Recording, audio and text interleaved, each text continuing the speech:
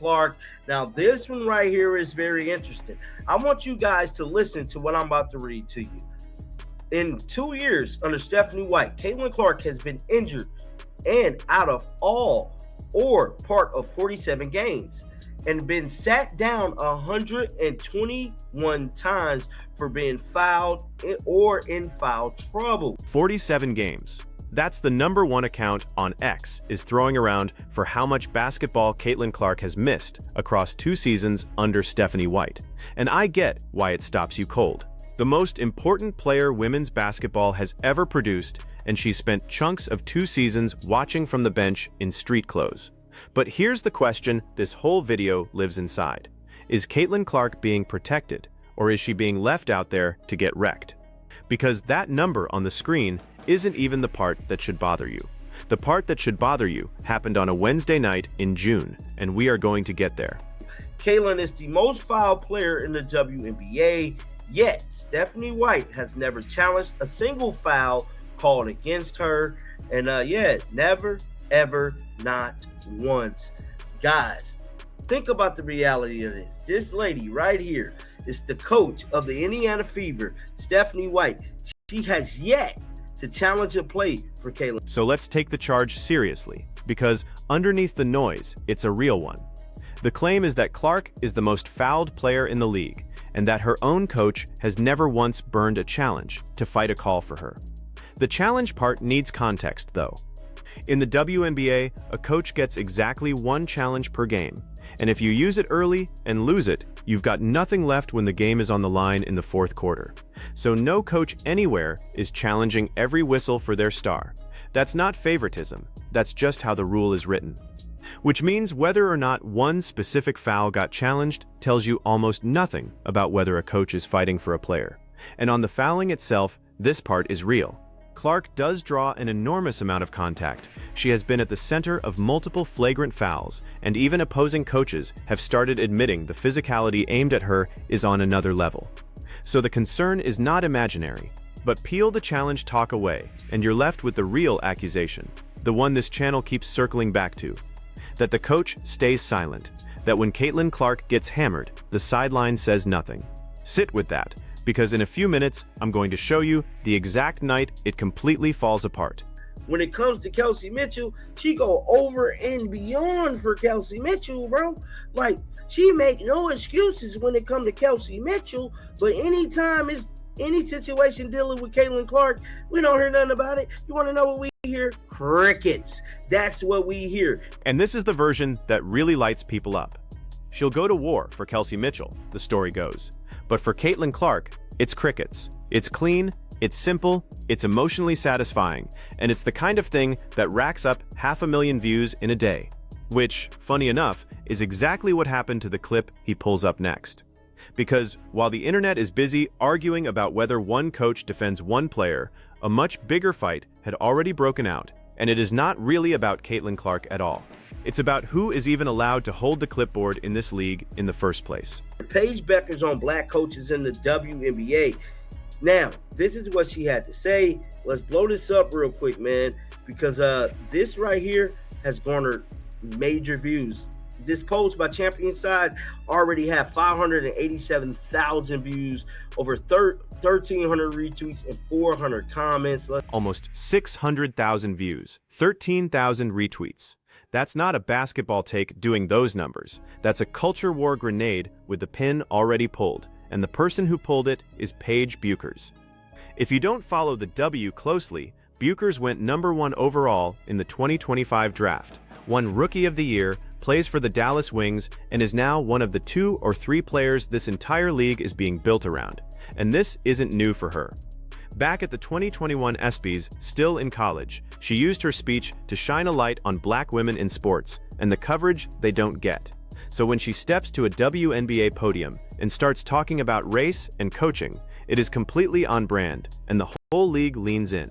Here's what she actually said. Based on what you look like, who you like, and anything of that nature, I think black women, specifically, I grew up with a lot of prominent black women in my life that were very important to me and how I was raised and how I grew up, being my stepmom, my AU coach. So I understand like how amazing they are and how they should get the same equal opportunity as a white woman, as a white man, to be an important piece of this league. And it was built on a lot of black women, this league was. Now, whatever you think of Paige Bueckers, that is not a wild take, and the core of it checks out. Heading into the 2026 season, this league did not have a single black woman as a head coach, not one. And that's in a league where the clear majority of the players are black women.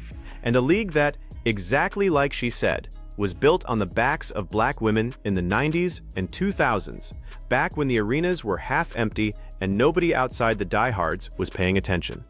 Bueckers has thrown out another stat too, that in a recent postseason, the large majority of the award winners were black players, and they still pulled a fraction of the coverage the White Stars got. You can argue the framing all day. The underlying question is harder to wave off. If this is the house those women built, why is there not one of them running a single bench today? And it's worth saying, this did not used to be the norm. For years, this league had black women coaching, winning, and building franchises. The zero is recent. Something changed, and that timing is the biggest clue in this entire story. But here is where I break away from Bueckers and from this channel at the very same time, because the reason that number is zero is not the reason either side thinks it is. And to prove it, I have to keep a promise I made you a few minutes ago about a Wednesday night in June. She got a point here, guys. She definitely got a point how there should be more black women coaches. I ain't gonna lie to her about that. Good stuff for Paige Bueckers for calling it out. The only issue I have a problem with is now they're trying to change the narrative from black coaches to assaults on the basketball court. You guys got to read in between the line. They want Paige Bueckers to be the poster child of this league. That's why they made Paige talk about the black coaches not having an opportunity. He says the narrative got hijacked, that it slid from black coaches over to what he calls assaults on the basketball court. So let's go to that Wednesday night, because it's the hinge this whole story turns on. June 24th, Gainbridge Fieldhouse, the Fever hosting the Phoenix Mercury. Alyssa Thomas drives a forearm and a fist up into Caitlin Clark's throat. The referees completely miss it in real time. The league reviews it after the fact and upgrades it all the way to a flagrant foul 2, and Thomas gets suspended for a game. Clark, on a separate play, aggravates the back injury she'd been nursing all season, and she's out for the night. Now hold up the whole theory of this video, the one that says Clark's coach never lifts a finger to defend her. Here's what actually went down. Stephanie White walked into that post-game podium and lit the officials up. She called the play dangerous. She said, plainly, that Clark simply is not officiated the way everyone else in this league is, and that her staff had spent the entire offseason studying officiating tape and begging for basic consistency and gotten nowhere. Reporters openly wondered afterward whether the league might fine her for saying it out loud. That is the opposite of crickets. That is a head coach putting her own wallet on the line to defend her player in front of every camera in the building. And Clark, for her part, didn't play the victim. She calmly said the officiating has to get better, stood behind the flagrant call, and defended her teammates from the pile-on. So the picture this channel keeps painting, of a silent coach and a hung-out star, does not survive one honest look at the tape. And one more thing it skates right past. Stephanie White is not some plant sent in to sink the Fever. She's a lifelong Indiana kid who played for this exact franchise and won Coach of the Year in this exact league. The secret saboteur story was never real. A couple. But with that being said, there is black WNBA team owners. Oh, yes, it is. So, you mean to tell me black owners don't want to hire black coaches? Because that is exactly what is happening in the league. So if she's going to call it out, you got to start calling out these owners too. Okay, so if it's not the coach, and it's not some quiet plot against one player, then we land right back on Bueckers' actual question. Why is that number 0? And this next clip is where this channel, almost by accident, says the single smartest thing in the entire video. Because here's what nobody riding the race angle wants to deal with. This league has black owners, it has black executives, it has former black players sitting in ownership boxes signing off on who gets hired. So if the only barrier were white decision makers refusing to hire black women, then the black-led front offices would be the glaring exception. they'd be the ones stacking their benches with the very coaches everybody says have been shut out. So are they. Let's go look at the one team that should be the absolute poster child for that, and watch how fast the clean story turns into a mess. Now, and she has been very, very vocal about Caitlin Clark, that is the Atlanta Dream co-owner of their team, Tanisha Wright. Now, despite all of this, shout out to this tweet, it stated, even the most activist feminist co-owner VP of the Atlanta Dream doesn't have a black woman coach as her head. Here's the receipt, the Atlanta Dream. One of the co-owners is Renee Montgomery, a former WNBA player who literally sat out a full season to focus on social justice work. That is about as progressive as a front office gets in American sports. And after the 2024 season, that same franchise fired Tanisha Wright, a black woman head coach, and handed the job to Carl Smesko, a white man who'd spent 23 years running a college program at Florida Gulf Coast. So through the pure race lens, that's the exact move everybody's furious about, made by the exact people who supposedly would never make it. And here's the twist that tells you what's really going on underneath. Smesko didn't just do fine. He walked in and won 29 games in his first season, the most ever by a first-year head coach in league history. He turned that roster into a machine overnight. So the Dream didn't make a race decision, and they didn't make a betrayal decision. They made a cold, clear-eyed, we want to win immediately decision, and it worked. And notice the through line. The teams making these moves aren't villains twirling a mustache. They're businesses reacting to the same pressure, and that pressure is only getting more intense as the money climbs. Once you see that pattern, you finally understand the real engine driving every bit of this, and it has a $ bolted to the front of it. Let's read some of these comments.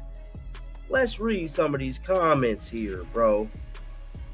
And hold on, these are all my likes. My bad, y'all. My bad. That one's on me. Let me pull up these comments real quick, man. So here's what's actually happening, and it is so much bigger than one player or one coach. This league is in the middle of a full-blown gold rush. Reported franchise values have roughly tripled in the span of a single year, from somewhere around $96 million to well past $270. New expansion teams are lining up to buy in. A massive new media deal is kicking in. And an enormous slice of that explosion traces straight back to the one player this whole video keeps orbiting, Caitlin Clark, who moves television ratings, ticket prices, and merchandise everywhere she sets foot. Think about what she alone did to the numbers: sellouts in buildings that used to sit half empty, national broadcast windows, games that outdrew long-established men's events. Here's a player who never missed a single game in college or in her rookie year, and now her availability is a weekly national headline because the entire economic engine of the sport partly runs on whether she is on the floor. And when money floods in that fast, ownership stops being patient with anybody. They don't want a coach who'll slowly grow with a young roster over 8 or 10 years anymore. They want a coach who wins right now, this season, before the window closes and the valuation jumps again. That's why New York cut ties with a coach coming off genuine success. That's why Atlanta moved on from Wright the second they saw a shinier option. The win now guillotine is dropping on coaches of every single background, and it just so happens to be landing hardest on the exact group that historically had to wait the longest to ever get the job. So Bueckers isn't wrong that the number is 0. She's just pointing the finger at race, when the thing actually pulling the trigger is money. Both of those things can be true at the very same time, and that right there is the part almost nobody on your timeline has the nerve to say out loud. Owners, exactly, bro. Because it ain't like other sports leagues, you know, like the NFL, the NBA, MLB. They ain't really got black owners like that. I don't think the NFL got any black owners. So when there's a black owner, I feel like the topic should be more about the black owners not hiring black coaches than about all of the other teams. Like, let's target them first. Like, if y'all gonna make this a race thing, y'all need to make it a race thing with targeting the black owners that's not hiring black women. And look, the idea he floats at the end is genuinely a fun one. Put an absolute legend on that fever bench, a Cheryl Miller type, A name, a personality, someone who turns a regular season game into a can't-miss event. From a pure box office angle, pairing the biggest star the sport has ever had with a Hall of Fame coach would print money. No argument from me. But that's the whole tension, right there, because the modern front office is not hiring for the marquee anymore. It's hiring for the system, for the analytics, for the guy who ran one specific offense at a mid-major for 2 decades and can install the entire thing in a single summer. That is how you end up with a college coach out of Fort Myers taking the reins of a title contender over a household name. Whether that's actually good for the soul of the league is a real and fair debate. But if you're sitting around waiting for a team to make a coaching hire just because it would make a great story, you are going to be waiting a very long time. Because not one of these franchises is being run on vibes right now.